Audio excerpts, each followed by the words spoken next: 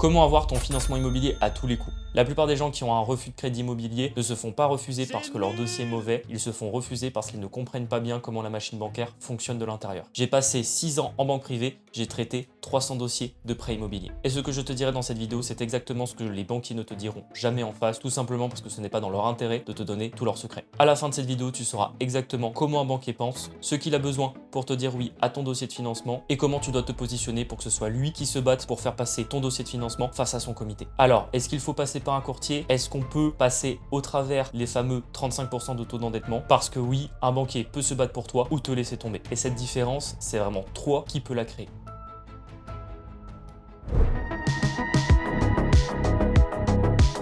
Si tu souhaites convaincre le banquier de te financer, tu dois d'abord comprendre ses contraintes. La première chose que tu dois garder en tête, c'est que ton banquier n'est pas libre de toutes ses décisions. En effet, quand tu rentres dans une agence pour demander un prêt immobilier, tu as en face de toi quelqu'un qui doit jongler entre 4 contraintes totalement différentes. D'abord, tu vas voir la marge, ce que gagne la banque. Sur un prêt immobilier, pas grand-chose. En effet, les taux immobiliers en France sont plutôt bas. Très souvent, les banques vont gagner à peine de quoi autofinancer ce que leur coûte le crédit immobilier. En soi, ce n'est pas aujourd'hui le produit qui leur permet de gagner le plus d'argent. En général, ce qui va l'intéresser, c'est plutôt de vendre les à côté, les assurances, les cartes, les comptes, éventuellement que tu puisses le recommander d'autres clients. Sa deuxième contrainte, c'est le risque. Chaque dossier de crédit comporte un risque. Et lorsque le banquier va le monter, il va engager sa responsabilité en interne, celle de son supérieur, celle de son expert crédit, voire celle du comité. C'est pourquoi, bien évidemment, quand il va devoir analyser ton crédit, il va réfléchir à 2 fois s'il te finance et c'est surtout si jamais il imagine qu'il y a un risque que ton dossier peut aller à la casse, qu'un jour tu ne seras pas en capacité de payer ton prêt. C'est vraiment des choses qui peuvent le bloquer pour avancer. Troisième contrainte, la politique crédit. En interne, chaque banque a une obligation de tout simplement se faire une politique crédit en fonction d'un ensemble de règles fixées par la Banque de France et notamment le HCSF, donc le fameux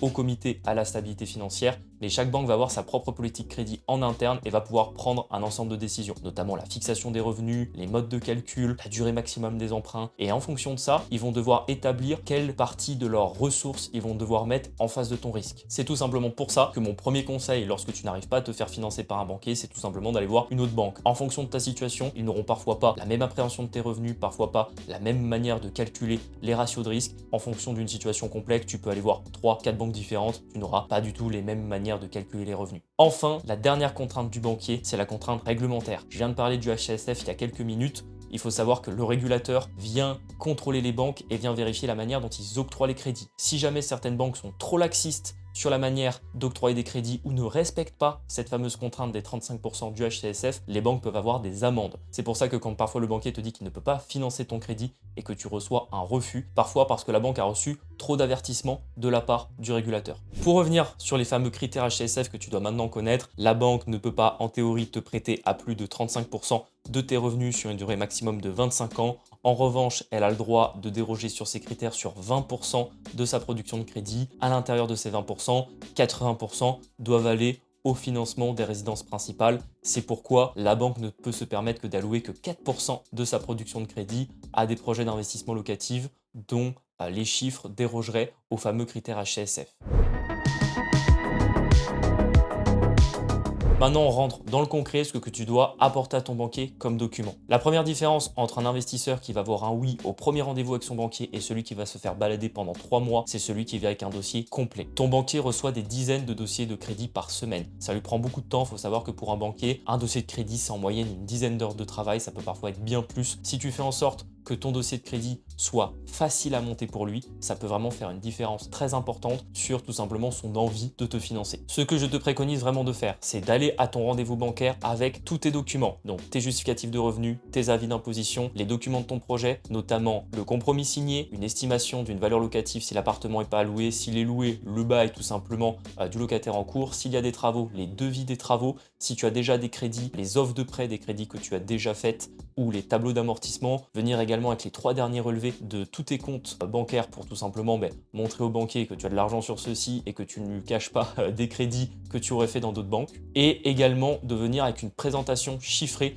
tu lui résumes l'intégralité de ton dossier, c'est quelque chose qui lui fait gagner beaucoup de temps. Les investisseurs qu'on accompagne dans notre projet Investimo Dream, on leur fournit un dossier bancaire complet qui était celui qu'on a utilisé avec Marie pour financer nos opérations immobilières et qui était très proche de celui que je complétais en tant que banquier pour le présenter en comité lorsque je travaillais encore en banque. Et si toi d'ailleurs tu veux quitter le salariat pour un jour vivre de tes investissements immobiliers et que tu te poses la question de savoir si tu es en capacité de démarrer l'investissement dès maintenant, je t'invite à cliquer sur le lien en bio pour accéder à notre simulateur et avoir une réponse immédiate de savoir si ta situation te permet de démarrer l'investissement. On va maintenant parler des contreparties. C'est quelque chose que quand tu n'as jamais travaillé en banque, tu as le plus de mal à comprendre. La première contrepartie que tu vas pouvoir lui amener, c'est les assurances. D'abord l'assurance du bien que tu vas acheter, donc l'assurance P&O, éventuellement l'assurance de ta voiture, éventuellement une assurance protection juridique, l'assurance de ton téléphone. En faisant de ton banquier ton assureur, tu gagnes des points auprès de lui parce que tu vas tout simplement rapporter plus d'argent à la banque par tes assurances. La deuxième partie, ça va être l'épargne. Bien évidemment, domicilier ses revenus, c'est super important et également domicilier son épargne. Ramener tes livrets, éventuellement ouvrir un petit contrat d'assurance vie pour le banquier. Les comptes courants et les cartes bancaires, c'est un peu ce que le banquier va appeler les moyens de paiement. C'est des choses également qui sont importantes pour la banque, qui leur font gagner pas mal d'argent. C'est des choses éventuellement qui peuvent aider le banquier à te financer. Toi, tu gagnes ton financement pour pouvoir faire de l'investissement immobilier et lui gagne un bon client qui va prendre les différents produits bancaires qu'il a à te proposer. Autre point très sous-estimé, le feeling et la relation d'affaires que tu vas construire avec ton banquier. J'ai vu des dossiers qui étaient vraiment techniquement limite passés tout simplement parce que le banquier appréciait ton client. J'étais à cette place-là quand je travaillais en banque privée. Des fois, j'avais des clients qui allaient sur des opérations immobilières qui étaient parfois moyennes en termes de chiffres. Il manquait un petit peu d'épargne, il manquait un petit peu de revenus. Et pour autant, je me suis battu pour faire le financement tout simplement parce que je m'entendais bien avec le client. Jouer la transparence avec son banquier, c'est important. Quand tu vas lui présenter ton dossier, il y aura forcément des points faibles, hein. Personne n'a un dossier parfait. Et naturellement, montrer les points faibles de ton dossier, montrer comment tu les as réfléchis, ça va également faciliter ton financement parce que le banquier se rendra compte qu'il a en face quelqu'un de professionnel dans son approche, qui a bien compris les contraintes qu'il avait en tant que banquier et qui lui donne déjà les arguments pour tout simplement aller se battre pour pouvoir obtenir ton accord de financement.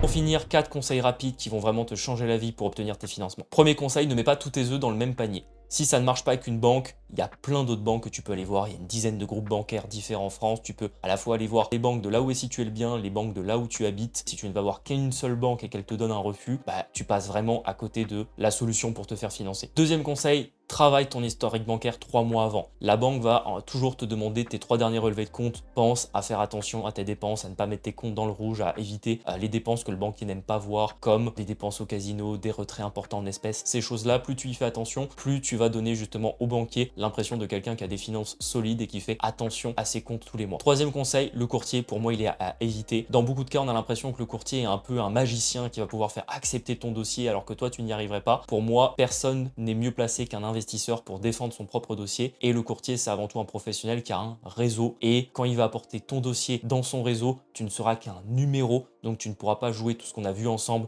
les contreparties, le feeling avec le banquier. C'est pour ça, moi, je suis vraiment d'avis que aller voir soi-même la banque, c'est important lorsqu'on est investisseur immobilier. Dernier conseil, enfin, accepte le premier financement sans tordre ton banquier. C'est souvent une erreur que vont faire des investisseurs immobiliers, c'est que lorsqu'ils auront un accord de financement, ils vont avoir tendance à demander trop de choses en banquier, absolument vouloir baisser le taux de manière drastique, demander un effort de la banque sur la garantie, sur les frais de dossier, sur l'assurance. Alors oui, on peut un petit peu négocier avec ton banquier, mais pense que c'est un professionnel que tu seras amené à revoir probablement pour un deuxième ou un troisième financement. Si jamais tu le tords sur la première négociation, la prochaine fois que tu iras le voir, il s'en souviendra, il n'aura pas envie de te financer. Ce que tu dois retenir de cette vidéo, c'est que ton banquier n'est pas ton ennemi. C'est quelqu'un qui a des contraintes précises sur la marge, sur le risque, sur les contreparties, sur les critères HCSF. Plus tu vas travailler avec lui pour optimiser les réponses à ces contraintes, plus il va pouvoir te financer. Tu arrives avec un dossier complet, tu amènes des contreparties, tu fais gagner du temps à ton banquier et tu lui simplifies la vie, il va vraiment vouloir se battre pour faire ton financement. Si tu veux savoir concrètement si tu es finançable aujourd'hui, ton taux d'endettement, ton reste à vivre, ta capacité d'emprunt, je t'invite à cliquer sur le lien en bio et à venir tester notre simulateur et tu sauras